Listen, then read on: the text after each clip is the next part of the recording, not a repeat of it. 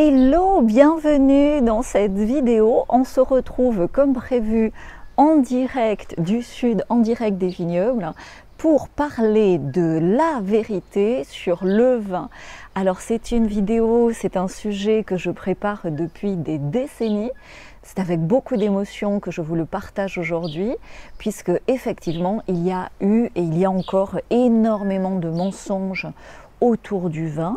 Et je veux ici rétablir, dans la mesure de mes possibilités, de mon expérience, énormément de vérité. Donc ça va être simple, rapide, efficace, comme je l'aime. Restez jusqu'à la fin parce que je vais faire un cadeau, un super cadeau. Donc je vous le mettrai, je pense, au montage à la fin de cette vidéo. Mais je disais à mon fils, pour mon fils cadet, mon fils aîné goûte un petit peu parce qu'il a 16 ans, mon fils cadet pas encore. Et donc je lui faisais sentir comme ça, je lui disais quels sont les arômes, est-ce que tu peux identifier tel ou tel arôme? Et il me dit ça sent l'amour. Je vous le mettrai à la fin, c'est trop mignon et tellement vrai, tellement vrai. Donc ici, comme je suis en France, j'ai pu récupérer une bouteille de Galatée, je vais vous expliquer aussi, mais là je parle du vin en général. Ma famille est dans le vin depuis 200 ans, donc j'ai un certain background et je travaille dans le vin, j'ose même pas dire, depuis 30 ans. Ça conserve. Donc voilà ce que je veux vous partager, ok? Donc le vin, quand on est français, quand on est francophone, d'abord c'est des racines et c'est lié à des racines rurales qui sont fondamentales dans l'identité française et dans l'identité de la France. Et cette identité nous protège, cette identité est un rempart, est un bouclier face à toutes les attaques perverses, à toutes les attaques des satanas. Donc c'est extrêmement important de s'y référer aujourd'hui. Au départ, les vignerons sont responsables, tu sais, la terre ne t'appartient pas, tu appartiens à la terre. Donc en fait, un vigneron est responsable d'une partie de terre dans un temps donné de sa vie et dans un équilibre par rapport, s'il y a trop de sangliers, ça va te bouffer tous les raisins, etc. Puis ils vont trop se multiplier au détriment d'autres espèces. Donc c'est pas mal que certains vignerons intelligents et avec parcimonie, soit chasseur. Donc au départ, le vigneron est armé. Et le vigneron étant armé et le vigneron partageant des valeurs communes, évidemment, il a été beaucoup attaqué ces dernières années parce que rien de plus dangereux qu'un Français râleur par essence, armé et qui plus est bien ancré dans la nature, bien ancré sur un territoire. Et par rapport à la France, des vignerons, quand tu regardes aux quatre coins de la France, il y en a beaucoup. Donc la stratégie des satanas, vous la connaissez, c'est toujours de diviser pour mieux régner.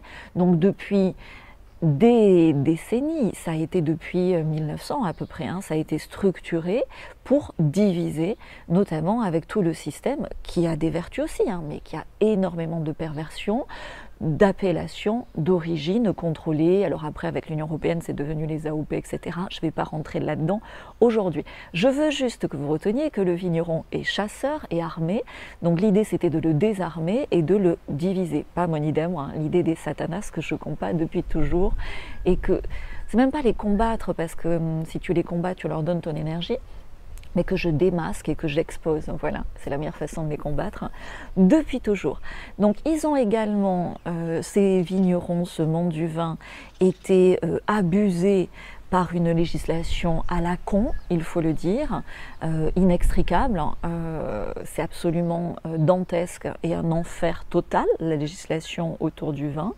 Et carrément, on l'a vu, alors moins maintenant, on le voit moins, mais ça revient régulièrement, on l'a beaucoup vu il y a une quinzaine d'années, une diabolisation par les médias complète du vin et en, si tu veux, faisant la promotion de choses qui se fument sur des plateaux télé, etc., en diabolisant le vin, en diabolisant cet héritage culturel historique et en favorisant au travers d'événements sportifs, puisque Red Bull était sponsor, le Red Bull Vodka, etc. Et en mettant une association qui est absolument perverse, qui s'appelle l'ANPA, je me souviens même plus tellement Tu sais, moi, au bout d'un moment, ça me passe au-dessus et je leur passe au-dessus. Donc, c'est des fous furieux. Enfin, pas tous, hein, mais en tout cas, les gens qui sont leaders là-dedans, c'est des fous furieux.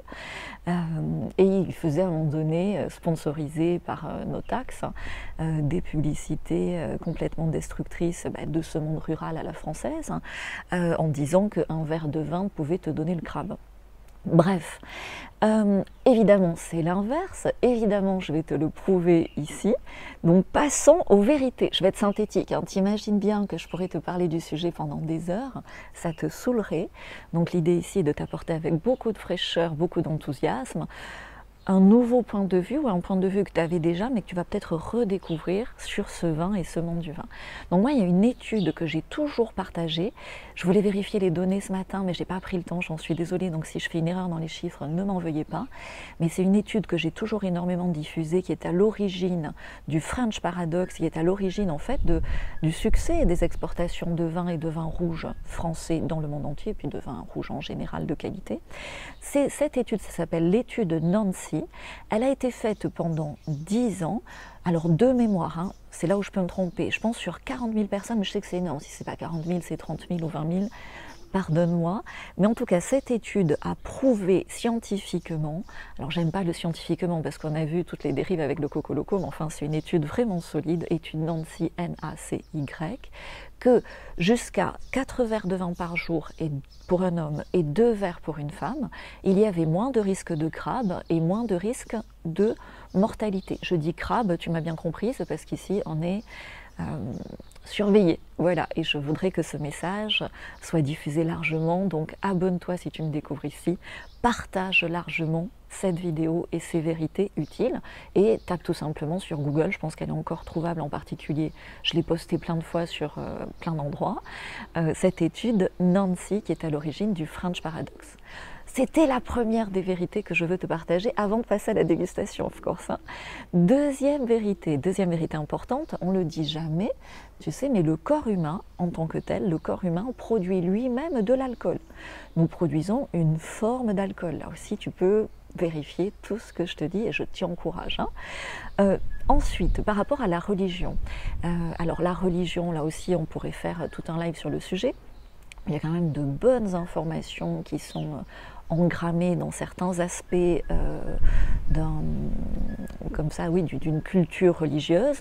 Et quand tu as à la messe le vin qui est le sang du Christ, il faut bien savoir que le vin, par rapport au sang humain, est le produit que nous créons, nous les humains, qui, en termes de proportion d'oligo-éléments et de minéraux, si tu enlèves l'alcool, est extrêmement identique à la composition du sang humain. Voilà, ça aussi c'est une info que tu ne trouveras pas beaucoup, alors que le job que je fais, ça devrait être un bureau des vins de France, un bureau de la culture française qui devrait le faire depuis des années. Et tu vois bien que c'est les satanas qui sont au pouvoir, enfin si tu me suis, tu le sais déjà. Bref, continuons à exposer la vérité, c'est la meilleure des choses à faire. Le vin, si tu veux, ça permet aussi pour les adultes, c'est vraiment quelque chose qui est destiné aux adultes, ça permet une connexion décomplexée au divin, à la poésie de la vie, à la poésie de la terre. À un moment donné, le vin, si tu veux, c'est aussi une connexion dans un certain lâcher-prise à une part d'invisible, que ce soit de nos connexions humaines, dans la socialisation, dans l'amour. Il y a tout un rôle comme ça qui est à apprivoiser dans chaque vie d'adulte, évidemment qui s'apprivoise avec mesure, intelligence, amour, et non pas dans l'abus comme toute belle chose de la vie. Tout ce que tu vas faire en exagérant sera insignifiant. Tout ce que tu vas faire avec intelligence, culture, la culture étant l'aspect bénéfique de bonnes habitudes, de rituels positifs, et bien là effectivement tu vas en tirer le plein bénéfice. Et c'est organisé comme ça dans notre héritage culturel français, puisque pour chaque vin, chaque catégorie de vin, tu as des mets associés, tu as des traditions, tu as des régions. Ok, ce qui fait la force de l'identité de la France, bien sûr. Donc, le vin en résumé, est une culture du lâcher-prise. Et ça, tu vois, j'en bafouille, nous en avons extrêmement besoin. Je te fais cette vidéo avec tout mon cœur. C'est pas facile pour moi parce que, étant d'une famille du vin, j'ai beaucoup souffert, j'ai beaucoup, oui, été attristée, attaquée par les satanas sur ces sujets. Et donc, c'est énorme pour moi de pouvoir aujourd'hui, grâce à vous, grâce à l'audience que vous représentez ici, pouvoir diffuser ces vérités sur le vin qui me tiennent à cœur. Ok, donc on a presque fini, mais j'ai encore quelques vérités importantes à te partager. Donc, quand tu abuses du vin, c'est là où c'est bien fait, c'est là où tu vois qu'il y a quelque chose de divin. Quand tu en abuses, dans le pire des cas, tu dors. Tu vois, alors que quand tu abuses, je ne vais pas parler de petits cachets qui circulent dans des trucs de façon de faire la fête moderne absolument ahurissante, tu peux, enfin, c'est extrêmement grave. Il y a des gens qui, je ne sais pas comment le dire, je ne sais pas si ça va passer, mais sous, je vais dire ça sous en fait, moi malheureusement, des gens que je connais, on en connaît tous malheureusement, qui se défenestrent ou des choses comme ça. Jamais ça ne peut arriver dans le monde du vin, dans la mesure où tu restes loin de la conduite, etc. On est bien d'accord, hein, ne me faites pas dire ce que je n'ai pas dit, ok? Donc, moi j'ai vu par rapport au Red Bull et à la vodka, beaucoup de gens, où c'était devenu une mode, je ne sais pas si ça l'est toujours, mais qui par exemple allaient au sport d'hiver, se couchaient tard, sortaient, prenaient du Red Bull vodka et allaient skier. C'est extrêmement dangereux, tout autant que ce qui peut se passer au niveau de la route. Et ce qui se passe au niveau de la route, c'est rarement quelqu'un qui a bu que du vin, pour établir là aussi une vérité, parce qu'il y a eu des amalgames qui ont été faits de façon totalement abusive. Ok ? Mais ne me faites pas dire ce que je n'ai pas dit. Quand je dis une culture c'est en bonne intelligence, une culture, mais des limites, mais oui, de l'effort aussi. C'est pas facile d'avoir un bon vin, c'est pas facile d'avoir un bon repas qui va avec ce bon vin, c'est pas facile d'avoir les bons amis qui vont avec ce bon repas, qui vont avec ce bon vin. Donc ça demande de l'effort, et quand c'est bien fait, ben, tout le monde fait la sieste après, ou dort chez toi. Ça fait partie de la convivialité à la française. Ok ? Donc, le vin est vraiment un fluide social. Voilà, je vais le dire comme ça. Je pèse mes mots parce que c'est tellement, ça me tient tellement à cœur. Et surtout, un vin, en étant ce fluide social, te permet de voir la vérité sur les gens. Quelqu'un qui, en buvant du vin, devient méchant ou désagréable, c'est la vérité sur lui. Tu vois, quelqu'un moi quand je bois du vin, quand je suis un petit peu, je parle beaucoup, tu vois, moi 2 verres, 3 verres, je pompette, je suis extrêmement drôle, extrêmement sociale, extrêmement rigolote. Ceux qui me suivent depuis longtemps, qui me connaissent depuis longtemps, vous pouvez en témoigner en commentaire. Ok ? Donc ça, c'est important, de voir la vérité. La vérité du vin t'amène à la vérité des gens avec qui tu communiques. C'est pour ça que les Chinois l'ont bien compris et font, à l'occasion de la signature d'un contrat, aussi des beuveries qui permettent de voir comment la personne est sous alcool, quoi. Mais là aussi, on parlera, je vais en parler des alcools industriels, ou des alcools blancs industriels qui pour moi sont des pièges à entités négatives, donc vraiment n'y allez pas. Et par contre, quand tu sais, c'est l'eau en fait, hein. L'eau, la mémoire de l'eau existe aussi dans l'eau du vin, et donc quand un vigneron travaille avec amour, quand une terre est choyée avec amour sur des générations et des générations, elle va restituer cet amour, comme l'a dit mon fils, et quand c'est mal travaillé industriellement, coupé, recoupé, qu'en laboratoire d'œnologie il y a des abus qui ont fait, on te dit c'est un château mais c'est un faux château, et que c'est évidemment là ça va plutôt attirer des entités négatives, comme tout. Tu vois, tu es dans une énergie basse, tu vas attirer des choses basses, tu es dans une énergie haute, tu vas attirer des choses hautes. Voilà, tu vois, je peux faire presque une vidéo, un live sur chaque vérité. Je reste concentrée, il en reste 3 ou 4. Donc, le vin aussi est un excellent antidépresseur, beaucoup mieux que tous les médocs qui sont vendus malheureusement aux Français. bien sûr là aussi quand c'est consommé avec intelligence. Dans nos vies d'adultes responsables, qui travaillons, qui élevons nos enfants, le monde est quand même assez complexe de nos jours. On a besoin de danser, on a besoin de s'amuser, ben même tout seul, même à deux, même à trois, un petit verre de vin, un petit plat bien préparé, une petite danse, ça remet de la vie dans ta maison, dans ta famille, dans ton cercle amical et social. Donc le vin aussi, c'est important, est un aphrodisiaque très efficace puisqu'il permet ce lâcher prise, donc là aussi sans abus parce que sinon monsieur ou madame s'endort avant d'avoir pu concrétiser ce bénéfice du vin, donc là aussi avec intelligence. Et quand vous pouvez le repérer sur beaucoup de bouteilles sur lesquelles j'ai travaillé, tu sais, donc la législation oblige à dire à consommer avec modération, ce qui ne veut rien dire, qui est débile. Et donc, comme c'est une législation européenne, moi depuis toujours, j'ai pris le biais, tu sais comme je sais le faire quand la loi est con, soit plus con que la loi, et donc tout ce qui n'est pas interdit à ce niveau-là européen est autorisé. Donc j'ai repris la phrase à consommer avec modération et j'ai rajouté, donc sur tous les vignerons qui me suivent, ils l'ont fait et ils continuent à le faire en principe, tu vas le voir sur les contre-étiquettes, tout abus est dangereux pour la santé, abus d'alcool, abus de pouvoir, abus de malbouffe, abus de médicaments, abus de fléchettes évidemment, abus de mensonges, enfin tu peux continuer tant que tu veux, abus de sucre, à compléter selon votre nécessaire libre arbitre d'adulte libre. Ok ? Et alors, point très important, nous avons tous le droit au lâcher-prise. Il y a eu des tentatives comme ça de diaboliser le vin ou de faire des amalgames avec des alcools forts ou des alcools industriels.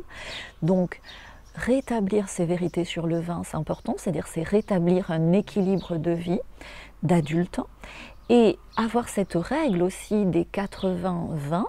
Moi, je travaille énormément dans l'art de vivre, vous pouvez le voir si vous me suivez, et donc un art de vivre, c'est un équilibre, donc je suis good à 80%, je m'autorise à être bad à 20%, ce qui permet de rétablir l'équilibre. Donc hier, j'ai fait une petite soirée, j'ai bu 3 verres d'un délicieux vin, j'ai mangé, c'était pas sain, après au dessert, glace, un petit bout de gaufre, etc. J'ai dansé, donc c'était peut-être pas aussi zen comme soirée qu'une soirée respiration, méditation jeune, que je fais aussi, mais il faut de tout pour faire une vie, il faut de tout pour faire un monde. Ok ? Donc le concours, je vous le dis maintenant, ouais, donc ça c'est une bouteille de Galatée, je vais la déguster après, hein. Il n'y en a plus beaucoup, ce n'est plus vendu, j'avais fait, alors je veux vraiment vous faire la synthèse, hein. Donc j'avais fait comme ça une collection des meilleurs vins, alors des meilleurs vins selon mon propre goût, puisque c'est une collection Galatée.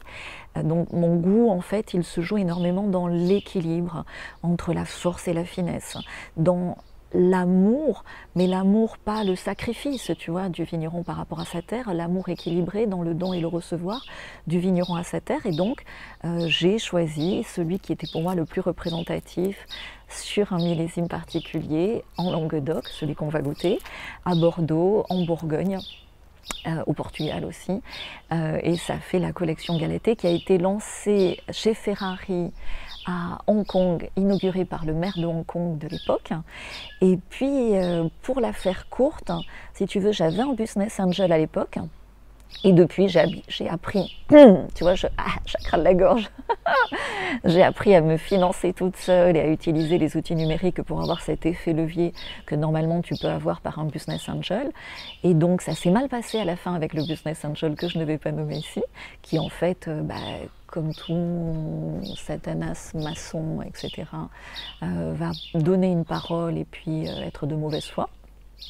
Ça arrive, écoute, ça renforce notre confiance en notre propre potentiel, et donc surtout ça m'a donné la motivation, cet échec d'avoir fait confiance à quelqu'un d'extérieur, à n'avoir confiance qu'en moi, en mes capacités de partage et de diffusion avec des leviers numériques, ce que je partage aujourd'hui à des entrepreneurs dans le vin mais aussi hors vin. Voilà, le sujet est vaste. Avant de passer à la dégustation, dernier point important, si tu as un ami, un membre de la famille qui exagère sur le vin, qui a perdu cette mesure, qui est dans une énergie basse, dans ces cas-là, souvent, il ne va pas être attentif à la qualité, justement à l'amour, aux bonnes énergies qui sont dans le vin qu'il choisit. Il va juste boire par rapport à l'alcool. Donc ce que j'ai découvert tout au long de ma carrière, dites-moi en commentaire si vous l'avez vérifié aussi, c'est que en fait, quand tu tombes dans cette dépendance-là, donc bien sûr il y a tout un cadre de vie qui ne va pas, tu n'y tombes pas par hasard, et surtout, c'est parce que ces personnes-là, entre guillemets alcooliques, sont tombés dans cet excès, dans cet abus, dans cette dépendance, parce ils ont, si tu veux, dans leur quotidien, une sous-nutrition en sucre. Tu vas observer, moi je pose la question dans ces cas-là, c'est des gens qui ne mangent pas de dessert, qui ne sont pas des becs sucrés. Okay. Si tu adores le sucre, moi je limite, hein, j'en prends pas la semaine, j'en prends un petit peu le week-end, je fais beaucoup de détox, mais voilà, je suis un bec extrêmement sucré. Tu me mets un gâteau, alors j'attends le week-end, mais voilà, ou ce matin j'ai mangé de la confiture de figues, du miel, je suis extrêmement sucrée. Donc ça c'est une protection naturelle dans ma vie contre, je pense ne jamais faire d'abus au niveau du vin. Ou alors si j'en fais, ben, c'est dans mes 20% bad, les 80 autres pourcents dans le mois, je vais équilibrer. Ok, donc bref, donc dans ces cas-là, évidemment, une des solutions, c'est de réintroduire du sucre, parce qu'en fait, la personne n'ayant pas cette nutrition de sucre, on a quand même besoin de shoot de sucre à un moment donné, ben, va le prendre dans l'alcool, va se nourrir, parce que l'alcool, du vin aussi, hein, mais l'alcool en général, c'est du sucre transformé en fait. Donc tu réintroduis du sucre dans l'alimentation, ça va déjà remettre un équilibre différent par rapport à cette personne. Alors qu'on n'allait pas jusqu'au diabète, hein, là aussi ne me faites pas dire ce que je n'ai pas dit, hein, de cette personne. Et sinon tu as un médicament, on n'en parle pas assez, ça s'appelle le Blackofen, et ça casse carrément la dépendance. Donc là il faut voir un médecin, se le faire prescrire, etc.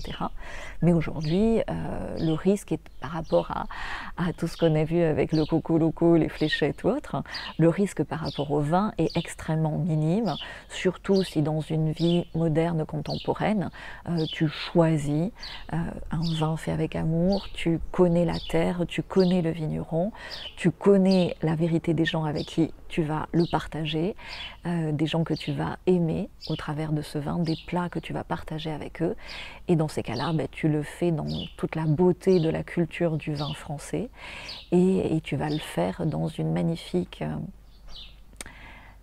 interaction visible et invisible avec la divinité de cette terre sur laquelle nous vivons, et tu vas pouvoir goûter les cadeaux de la vie, et ça va te permettre comme ça d'avoir des sas d'amour, de connexion dans une vie au quotidien, surtout ces temps-ci, qui n'est pas forcément évidente.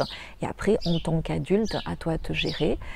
Si tu vois, alors tu vois 2 verres par jour, c'est quand même beaucoup, hein, même pour une femme, mais moi ça peut m'arriver dans une journée. Sinon je vais, si tu veux, c'est toujours à l'occasion de soirées, d'événements festifs. Dès que j'ai trop travaillé, dès que je n'ai pas pris le temps de danser, de m'amuser, je vais caler comme ça une soirée où je vais boire un petit peu de vin avec les bonnes personnes et en tirer le plein bénéfice. Donc ça peut être 1 ou 2 fois par mois, un peu plus quand tu es en période estivale ou autour de Noël. Chacun le gère en bonne intelligence, dans l'amour de soi et dans l'amour du vin. Je reprends ma respiration et on passe à la dégustation. Le concours, donc oui, j'offre demain, je vais à la poste, j'envoie cette bouteille qui est unique à l'un d'entre vous qui aura liké ma story, où je vais mettre cette vidéo en story, sur mon compte Instagram Galatée Fèvre, Galatée G-A-L-A-T-E, Fèvre F-A-I-V-R-E. Au montage, je pense que je vais faire un montage aussi. C'est pour ça que j'aime bien les lives. Je vous fais un montage, les gars. Donc je mettrai le nom du compte Instagram là. La story sera visible pendant 24 heures. Ça me laisse le temps d'aller à la poste et de vous poster cette bouteille. Buvez-la dans l'amour. Vous pourrez la garder parce qu'elle est collector, la garder vide, mais buvez-la parce que je l'ai fait avec tout mon cœur. Il n'en reste pas beaucoup, j'en ferai ça peut-être dans le futur, mais pas de suite. Donc avec la bonne personne pour vous, les bonnes personnes pour vous, le plat idéal, ben, je vais vous le dire à la dégustation. Je prends une pause, au montage ça va être tout de suite la capsule en dessous de la bague, parce que la bague sert à protéger quand il y a la goutte dans le verre. Enfin, je ne vais pas te faire tout le cours là, je vais te donner l'essentiel. Donc je vais mettre en accéléré au montage.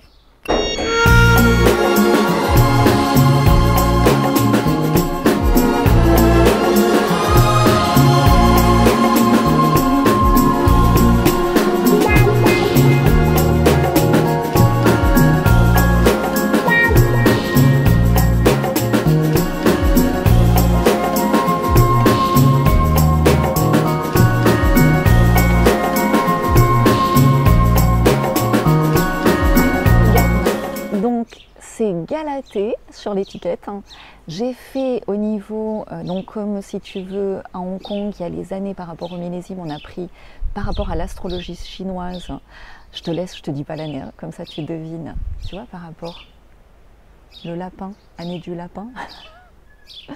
Et donc l'étiquette, dans sa largeur et sa hauteur, est équilibrée par rapport au nombre d'or. Si tu veux, parce que comme sur les travaux du professeur Emoto, professeur japonais sur la mémoire de l'eau, eh ben, tu as,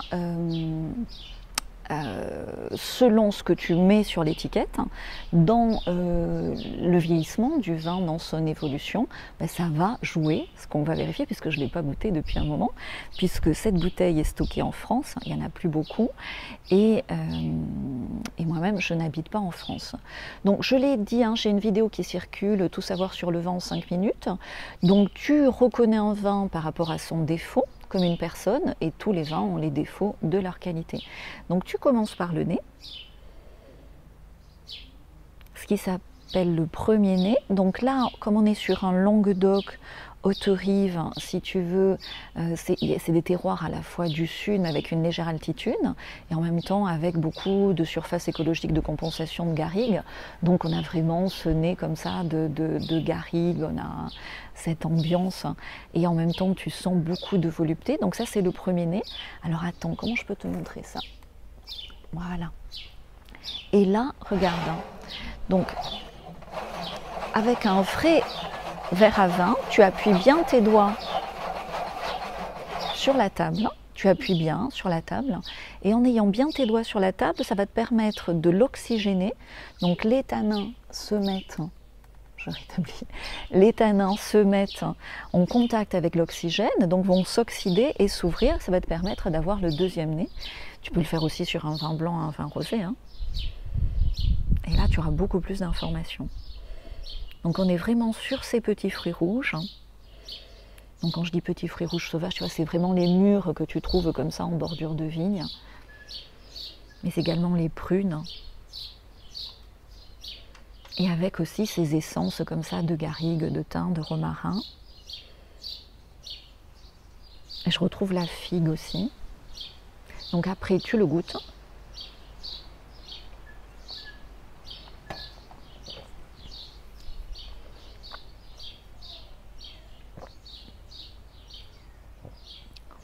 Donc c'est très important de faire passer le vin là où on a des récepteurs de tanin, c'est-à-dire sous la lèvre et légèrement sur les côtés. Donc si tu veux, quand ça tire comme ça, comme un élastique très fin, ça veut dire que les tanins sont très fins, ce qui est le cas ici. Donc là, évidemment, avec un magret, il en reste un petit peu.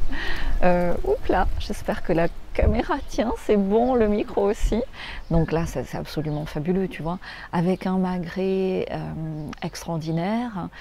Et moi, je mettrais même un petit peu de figues confites à côté, tu vois. Et des pommes de terre que tu fais cuire avec le magret dans les cendres de ta cheminée, extraordinaire. Sinon, si vous êtes nombreux à goûter la bouteille que je vais envoyer, ben juste, tu vois, des petits pruneaux, des pruneaux séchés, entourés de lard. extraordinaire avec ça. Voilà, je m'arrête là, c'est déjà énorme. Donc le futur est désirable, oui bien sûr, mais aussi avec intelligence, avec lâcher prise, en s'autorisant des pauses, et notamment avec des vins en hautes énergies, qui sont faits avec amour, qui sont conservés avec amour, qui sont, selon le message aussi, je te dis sur l'étiquette, ça joue énormément. Et voilà, voilà, et je suis ravie donc en story d'envoyer demain ou plus tard mardi matin cette bouteille à l'un d'entre vous avec amour. Ciao, in vino veritas. Ciao, ciao. Alors je suis ravie de vous faire ce partage avec mon fils cadet, mon Gatsby d'amour que j'aime. Et mon amour. Et donc vous verrez ça dans le vlog, je pense que je le mettrai aussi en extrait au montage dans la vidéo. Et pourquoi Gatsby est là? Parce qu'en préparant cette vidéo, j'avais un verre de vin, je vous disais ça sent quoi? On va apprendre les arômes. L'amour. Et qu'est-ce que tu as dit? Ça sent l'amour. Merci Gatsby, merci mon ange.